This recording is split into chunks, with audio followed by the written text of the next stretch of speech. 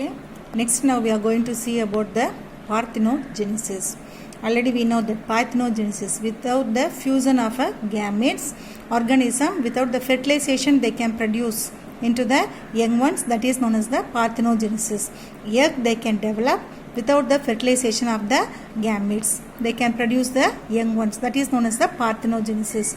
This process of parthenogenesis was discovered by the scientist Charles Bonnet in the year 1745. Okay, Charles Bonnet, 1745. Parthenogenesis are present in two different types: natural, artificial. Natural, it is occurred by in nature, that organism. Artificial, we can induce that process. Okay, that is known as the artificial. First, in natural parthenogenesis. So this natural parthenogenesis occurred that organism regularly, constantly, and in nature, by nature, in their life cycle. That is known as the natural parthenogenesis. Okay. Then in a natural parthenogenesis, it is present in two different types. One is complete, another one is incomplete.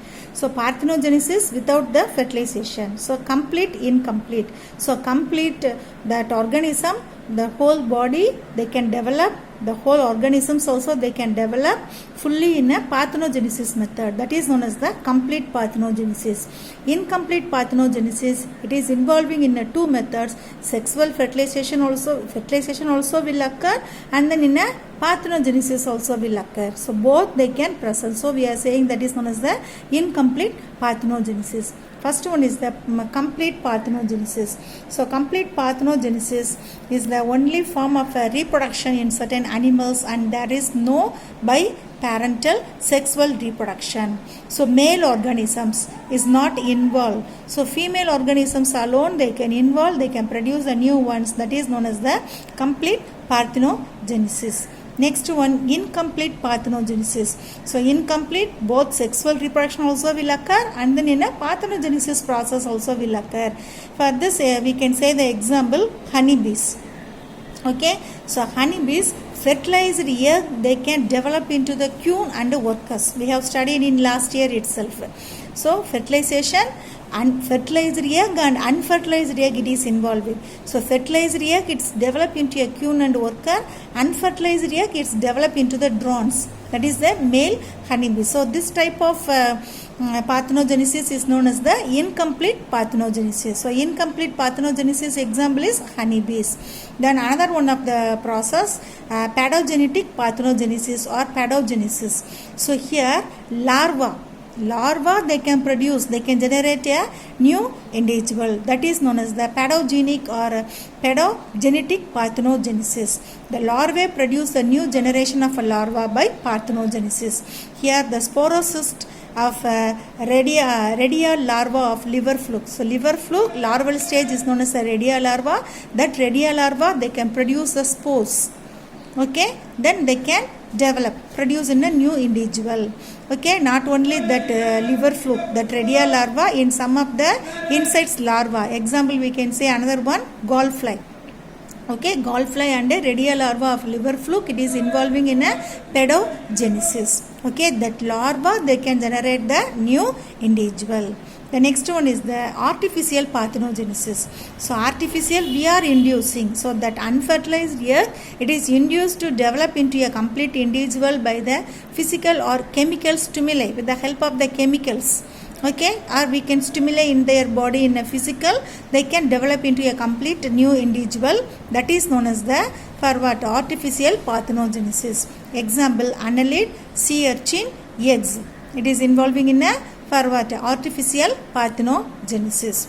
Okay, can you understood parthenogenesis? Without the fertilization individual they can develop. Here only one parent is enough. Okay, here female alone, female they can produce the egg they can develop into a new individual. That is known as the parthenogenesis. Is present in two different types, complete and then in a incomplete. So complete parthenogenesis, female alone it is involving, the egg alone they can produce in a new individual. Incomplete, both fertilization and then in a for what parthenogenesis will occur. Okay, that is known as the incomplete parthenogenesis. We can study the example of honeybees. Then another one of the parthenogenesis, otherwise known as the pedogenesis or pedogenetic parthenogenesis. Example for what? Gallfly and then in a radial larva. Here larva they can generate into a new individual, that is known as the pedogenesis. Okay, in artificial, with the help of the stimuli, physical or chemical stimuli, they can produce. It is involving in a parthenogenesis process. They can develop into a new individual, that is known as the artificial parthenogenesis. The next, animals are classified into 3 different groups. That groups are known as ovoparous, viviparous, ovoviviparous. I think from the 4th standard onwards are you studying this ovoparous or ovoparity, viviparity, ovoviviparity, like that. So ovoparous, egg laying animals. So through the egg they can develop into the new individual, that is known as the ovoparous. Viviparous, directly giving birth to young ones. The egg they can develop inside the parent body, then directly they can give birth to the young ones. Viviparous. Ovoviviparous. So ovo, egg, vivi, give birth to young ones. So the egg they can develop and present inside the parent body, then they can give birth to the young ones. So during the development, this egg they cannot produce the placenta, they cannot take the food, everything from the parent body. The egg, the embryo, they can get the food from the yolk, then they can develop, but this development it is occur inside the parent body, then they can give birth to young ones. So that is known as the ovoviviparous. Okay, so that so this for what classification, it is occur depending upon the development of the embryo, the site of the development of a embryo. Okay, then we have classified. Okay, maybe fertilized or unfertilized or directly giving birth to the young ones. Okay, we have classified. Ovoparous. Ovoparous, example we can say in a hen. So egg laying animals, they can lay the egg, then the egg they can develop in that embryo, they can develop inside the egg, then they can catch into the new individual. Ovoparous. Okay, so in a few of the organisms, the egg it is covered by a hard calcareous shell. Okay, but in few of the organisms, for example we can say lizards and then in a birds, but in a few of the organisms the egg it is not covered by a calcareous cell. Okay, amphibians. Okay, but a small membrane like protective covering is present. The next one is the viviparous. So viviparous directly give birth to young ones is known as the viviparous. So the development it is occur inside the parent body. The egg, for the development of the egg, they can get food, everything from the parent's body through the connection of a placenta. Okay, the development it is occur inside the female uterus. Then they can catch into the young ones. Okay, most of the mammals and human beings are viviparous. The next one, ovoviviparous. So animals, the embryo it is present inside the egg, but the egg it is present inside the mother body. Okay, it is ready to catch, but they cannot catch outside. Then they can develop inside the parent body. Then after for some time they can come outside from the parent body. Okay, that is known as the ovoviviparity. For the development, the egg they cannot produce the placenta. Okay, but they can development it is occur inside the mother body with the help of the egg yolk. The embryo they can develop. Okay, that is known as the ovoviviparity. This ovoviviparity it is present in a shark. Shark is a type of fish. It is ovoviviparity. It is present in a shark. Okay, viviparous, then oviparous, then ovoviviparous. So the egg it is for what? The egg it is present inside the mother body. Then this embryo they can get nourishment, everything from this egg yolk. Then they can develop. Then they can catch, come outside from the parent body. Ovoviviparity.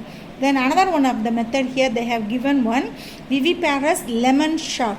Okay, that viviparous lemon shark give birth to the young ones, but still the young ones it is attached with the placenta. So they can catch into the young ones, but the young ones still it is attached into the placenta. After it is matured, they can detach from the placenta. Okay, another one of the type, viviparous lemon shark. Okay students, Can you understood all of you? So we have discussed in this lesson we have discussed in the reproduction. Why organisms are reproducing? They can have a continuation of its traits. So all the organisms are reproducing. So the reproduction is present in the two different types, asexual and then in a sexual. In a asexual also we have seen in a number of different types, methods, fission, multiple fission, binary fission, different types of binary fission, sporulation, strobulation, regeneration, fragmentation, budding. So like that different types we have seen in a asexual. Then next we have discussed in a sexual. That sexual also it is present in the fertilization and then in a conjugation. So what are the different phases are present in the sexual? That also we have discussed, juvenile, then reproductive and then in a senescent phase. So that three also we have discussed. The next one is the parthenogenesis. Without the fusion of gametes, without the fertilization organism, they can develop into the new one, that is known as the parthenogenesis. That also we have discussed. Then different types of natural parthenogenesis. Okay, do you know they have given this also? From this also they will ask the question, so you must study thorough. Archon-Tocci. In this type of natural parthenogenesis, only one sex are present. For example, only males are produced. Okay, honeybees, only males are produced from this parthenogenesis, that is known as the Archon-Tocci. Then Thylactocci, only females are produced by the parthenogenesis. Example, Solenobia.